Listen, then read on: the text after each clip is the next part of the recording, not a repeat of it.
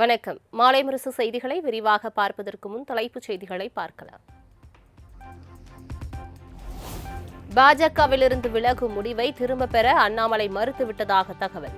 பாஜக தலைவர் நிதின் நபீன், மத்திய உள்துறை அமைச்சர் அமித்ஷா உள்ளிட்டோரின் சமாதான முயற்சி தோல்வி என தகவல்.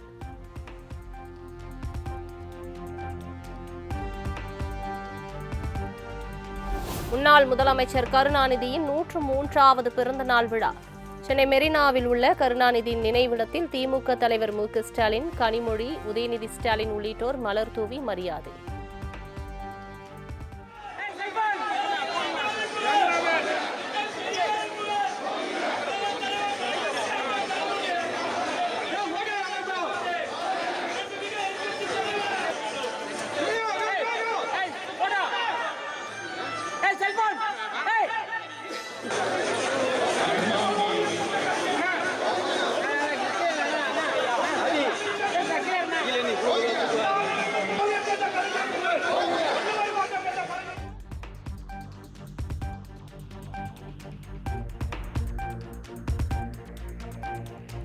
முன்னாள் முதலமைச்சர் கருணாநிதியின் பிறந்த நாளை முன்னிட்டு தமிழ்நாடு அரசு சார்பில் மரியாதை.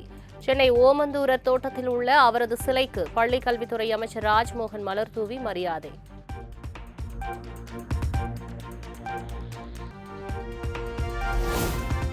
மத்திய அரசின் ஜல் ஜீவன் மிஷன் 2.0 திட்டம். முதலமைச்சர் ஜோசப் விஜய், ஜல் சக்தி துறை அமைச்சர் CR பாட்டீல் முன்னிலையில் புரிந்துணர்வு ஒப்பந்தம் கையெழுத்து.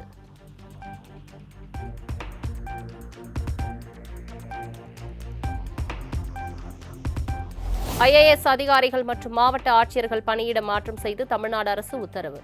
ராஸ்மி சித்தார்த் ஜகடே உயர்கல்வித்துறை சிறப்பு செயலாளராகவும், மாநில திட்டக்குழு உறுப்பினர் செயலாளராக குமரவேல் பாண்டியன், அஜய் யாதவ் பால்வளத்துறை ஆணையராகவும் நியமனம்.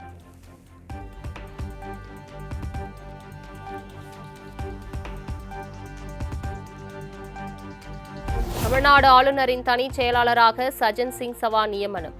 தென்காசி மாவட்ட ஆட்சியராக ரஞ்சித் சிங், திண்டுக்கல் மாவட்ட ஆட்சியராக துர்காமூர்த்தி நியமனம்.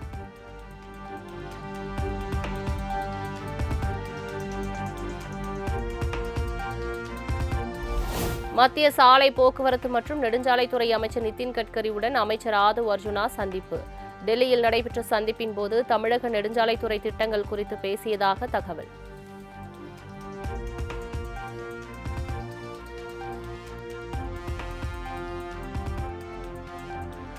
கோடை விடுமுறைக்கு பின் திட்டமிட்டபடி நாளை பள்ளிகள் மீண்டும் திறக்கப்படும். அமைச்சர் செங்கோட்டையன் திட்டவட்டம்.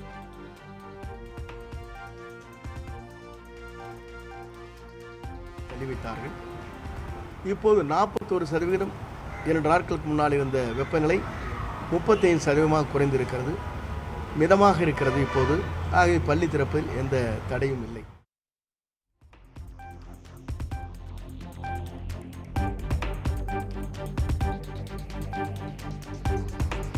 திருச்சி நன்றி தெரிவிப்பு கூட்டத்தில் முதலமைச்சர் விஜய் பொறுப்பின்றி பேசியது கண்டிக்கத்தக்கது என திமுக MP ஆர் ராசா காட்டம். திமுக தலைவர் ஸ்டாலின் குறித்து தான் தோன்றித்தனமாக நக்கல் நையாண்டி பேசுவது விஜய்க்கு அழகல்ல எனவும் ஆவேசம். இதெல்லாம் ஒரு முதலமைச்சருக்கு பேசாதலாம். இந்த நையாண்டி நக்கல்லாம் இதெல்லாம் அது தாவேக வளர்ந்த 2ஆம் கட்ட தலைவர்கள் பேசிட்டோம். அல்லது ஒன்றும் தெரியாத அமைச்சர்கள்லாம் இருக்காங்கல்ல.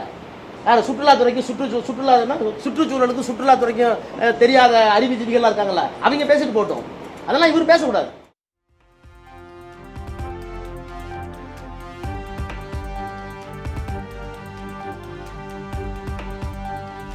சிங்கப்பெண் சிறப்பு அதிரடிப்படை திட்டத்திற்கு கையெழுத்து போட்டீர்கள், அடுத்த கட்ட நடவடிக்கை என்ன என முதலமைச்சருக்கு ஆர் ராசா கேள்வி. மின்வெட்டு மற்றும் சட்டம் ஒழுங்கை நிலைநாட்ட தெரியாமல் விஜய் தடுமாறுவதாகவும் விமர்சனம்.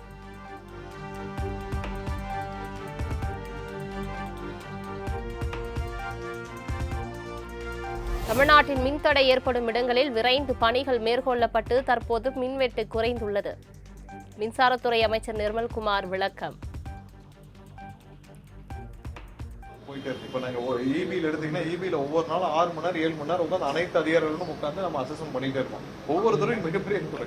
ஒவ்வொரு இடத்துலையும் வந்து நீங்கள் எல்லா விதத்துலையும் ஒரு எவ்வளோ பேர் பணியாற்றுறாங்க, எவ்வளோ டிபார்ட்மெண்ட் இருக்கு, எவ்வளோ ப்ரொக்யூர்மெண்ட் இருக்கு, எவ்வளோ ஸ்டாக் இருக்கு, ஒவ்வொன்றையும் நம்ம எவ்வளோ டெண்டர் இருக்கு, எவ்வளோ டெண்டர் முடிக்கப்பட்டிருக்கு, எவ்வளோ பெண்டிங் இருக்கு, இப்போ எவ்வளோ கையிருப்புகள் இருக்கு. ஸோ இதெல்லாம் நம்ம கணக்கிடப்பட வேண்டியிருக்கு. திட்டங்கள் வந்து எந்த திட்டமும் ஒரு சில திட்டங்களில் மாடிஃபிகேஷன்ஸ் வந்து ஒரு சில சேஞ்சஸ் வந்து அந்த திட்டங்களை மீண்டும் வந்து ஒரு புதுப்பிக்கும் போகிறது அதுக்கான ஒரு பணிகளில் சிறு மாறுதல்கள் நடக்கலாம். அதற்கும் இதற்கும் கம்பேர் பண்ணுறது வந்து ரொம்ப தேவையில்லாத விஷயம்.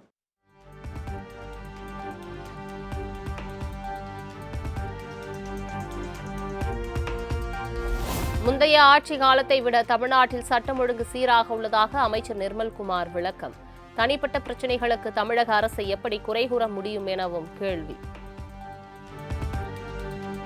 போன ஆட்சிக்கும் இந்த ஆட்சிக்கும் நிறைய பேர் எங்ககிட்ட சொன்னது சிறப்பாக ஒவ்வொரு இடத்துலையும் காவல்துறை வந்து போன ஆட்சியை விட இந்த ஆட்சியில் மிகவும் துரிதமாக செயல்பட்டு ஒவ்வொரு இடத்துலையும் ரியாக்ட் பண்ணுறாங்க.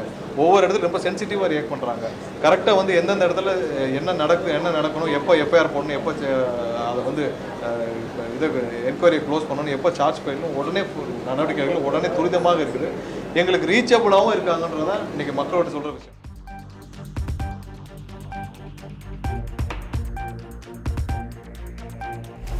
தமிழகத்தில் பெண்களுக்கு எதிரான பாலியல் வன்கொடுமை நாளுக்கு நாள் அதிகரித்து வருவதாக பிரேமலதா விஜயகாந்த் குற்றச்சாட்டு. பாலியல் குற்றச்சம்பவங்களில் ஈடுபடும் குற்றவாளிகளுக்கு என்கவுண்டர் மட்டும்தான் தீர்வு எனவும் பேட்டி.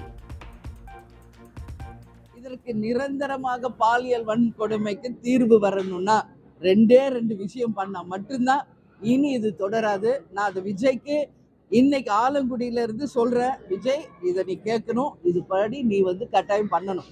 என்னன்னா 2 விஷயம்.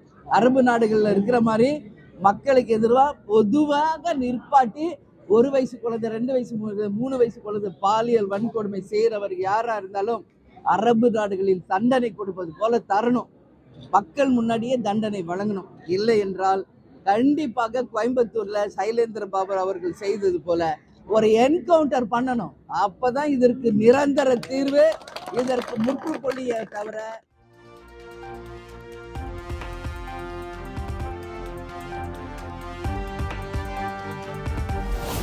பதவி சுகம் அனுபவித்துவிட்டு அதிமுகவை அழிக்க நினைக்கும் ஒரு சிலரின் எண்ணம் ஒருபோதும் ஈடேறாது என இபிஎஸ் திட்டவட்டம்.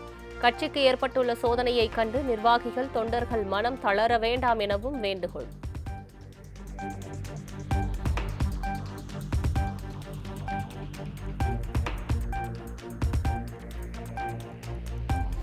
சென்னை தலைமைச் செயலகத்திற்குள் பொதுமக்கள் வருகைக்கு விதிக்கப்பட்ட கட்டுப்பாடுகளை உடனடியாக விலக்கிக் கொள்ள வேண்டும்.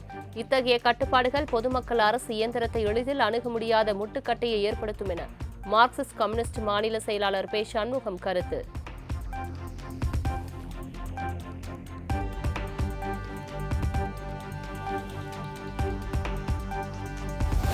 முன்னாள் துணை சபாநாயகர் பொள்ளாச்சி ஜெயராமன் தாயார் மறைவுக்கு இபிஎஸ், எஸ்பி வேலுமணி ஆகியோர் நேரில் இரங்கல். கூட்டத்தில் இருந்த தொண்டர் ஒருவர் திடீரென எஸ்பி வேலுமணியை பார்த்து துரோகி என கூச்சலிட்டதால் சலசலப்பு.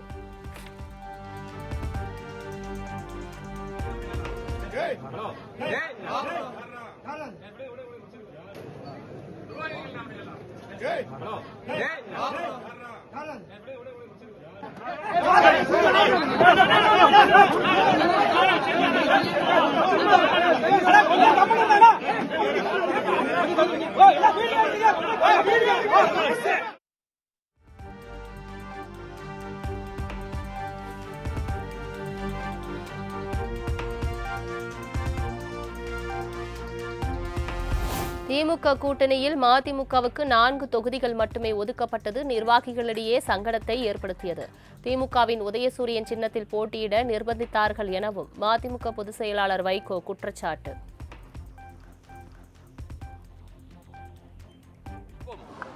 திராவிட முன்னேற்றக் கழக வெற்றிக்கும் ஒரு சிறிய காரணமாக இருந்திருக்கிறது என்பதையும் இங்கே நான் தெரிவித்துக் கொள்கிறேன்.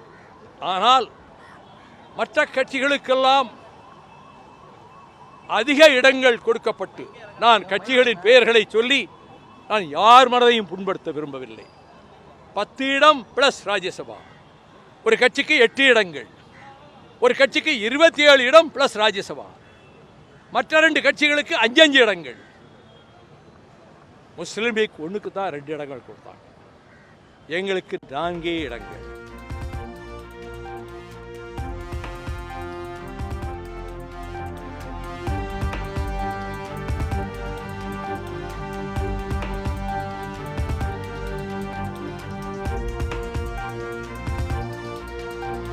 இந்தியா கூட்டணியில் தற்போது திமுக ஒரு அங்கமாக உள்ளது என தமிழ்நாடு காங்கிரஸ் மேலிட பொறுப்பாளர் கிரிஷ் சோடங்கர் பேட்டி.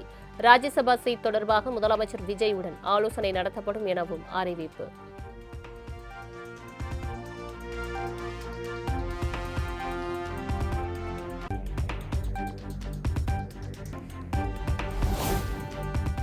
தமிழகத்திற்கான புதிய ரயில் திட்ட பணிகளுக்கு நிலம் கையகப்படுத்துவதில் எந்த சிக்கலோ தாமதமோ இருக்கக்கூடாது.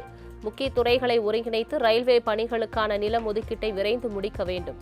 75% நிலம் இன்னும் ஒதுக்கீடு செய்யப்படவில்லை என தெற்கு ரயில்வே தரப்பில் வலியுறுத்தப்பட்ட நிலையில் அனைத்து மாவட்ட ஆட்சியர்களுக்கும் தமிழக அரசு உத்தரவு.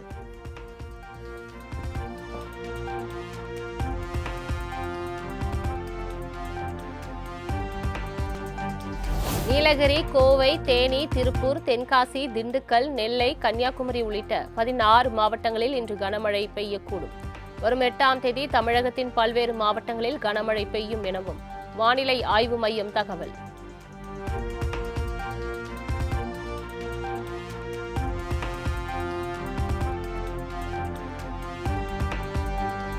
ராசிபுரம் மற்றும் அதன் சுற்றுவட்டார பகுதிகளில் பெய்த கனமழையால் சாலையில் கழிவுநீருடன் மழைநீர் கலந்து பெருக்கெடுத்து ஓடியதால் மக்கள் அவதி.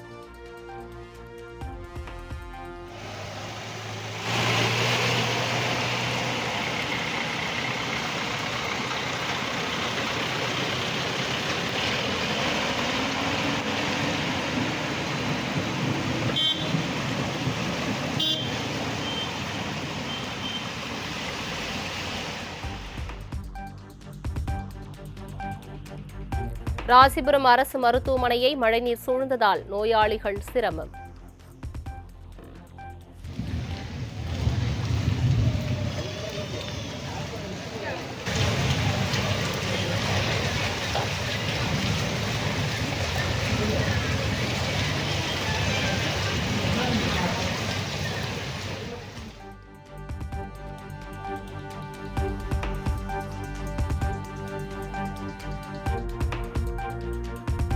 திருப்பத்தூர் மாவட்டம் ஆம்பூர் மற்றும் அதன் சுற்றுவட்டார பகுதிகளில் சுமார் 1 மணி நேரத்திற்கு மேலாக சூறை காற்றுடன் வெளுத்து வாங்கிய ஆலங்கட்டி மழை.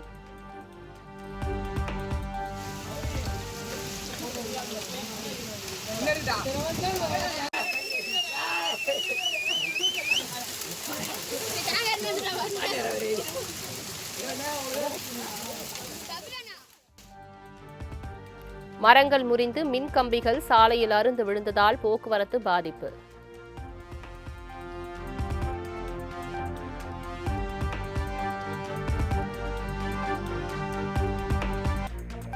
காஞ்சிபுரம் வரதராஜா பெருமாள் கோவில் வைகாசி மாத பிரம்மோற்சவ தேரோட்டம் கோலாகலம். கோவிந்தா கோவிந்தா என பக்தி முழக்கம் விண்ணதிர எழுப்பி ஏராளமான பக்தர்கள் சுவாமி தரிசனம்.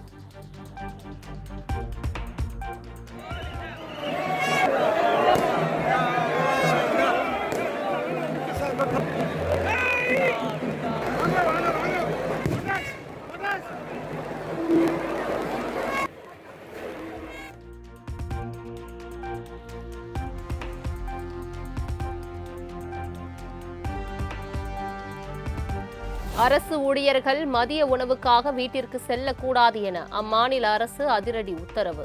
அரசு ஊழியர்கள் 6 மாதங்களுக்கு வெளிநாடு செல்லவும் கட்டுப்பாடு விதிப்பு.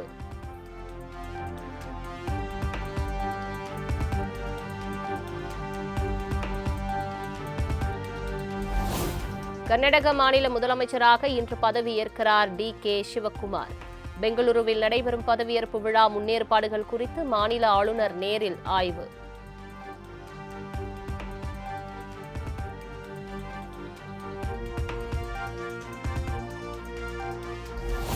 மகாராஷ்டிராவில் 2 லட்சம் ரூபாய் வரையிலான பயிர்க்கடன்கள் தள்ளுபடி செய்ய அம்மாநில அமைச்சரவை ஒப்புதல். கடன்களை திருப்பி செலுத்திய விவசாயிகளுக்கு 50,000 ஊக்கத்தொகை வழங்கப்படும் என்றும் முதலமைச்சர் தேவேந்திர பட்னாவிஸ் அறிவிப்பு.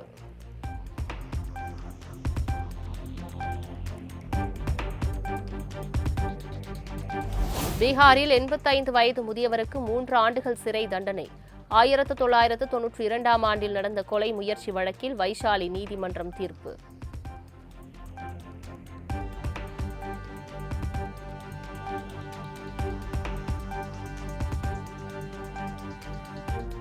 ரஷ்யாவிடமிருந்து கச்சா எண்ணெய் வாங்குவதற்காக இந்தியாவுக்கு அளித்த அனுமதியை விரைவில் திரும்பப் பெற அமெரிக்கா முடிவு.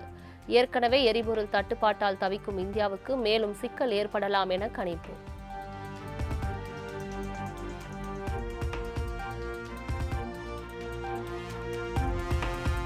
அமெரிக்கா இஸ்ரேல் கூட்டு தாக்குதலில் கொல்லப்பட்ட ஈரான் முன்னாள் உச்ச தலைவர் அயதுல்லா அலி கமேனியின் இறுதிச் சடங்கை 3 நாட்கள் நடத்த முடிவு. போர் சூழல் தணிந்துள்ள நிலையில் ஜூன் மாத மத்தியில் உடலை நல்லடக்கம் செய்வதற்கான ஏற்பாடுகள் தீவிரம்.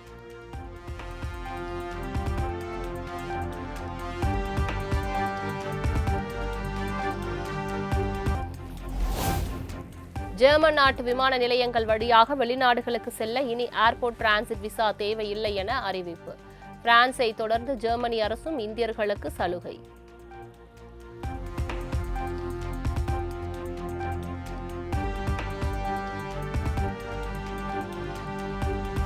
வடகொரியாவில் களை கட்டிய குழந்தைகள் தின விழா. பாரம்பரிய இசை கருவிகளை மீட்டியபடி சிறுவர்கள் உற்சாக நடனம்.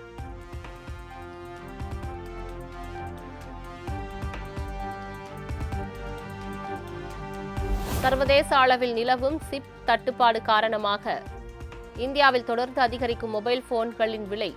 ரெட்மி, ரியல்மி, போகோ உள்ளிட்ட முன்னணி நிறுவனங்கள் தங்களது போன்களின் விலையை அதிகரிப்பதால் பயனர்கள் கவலை.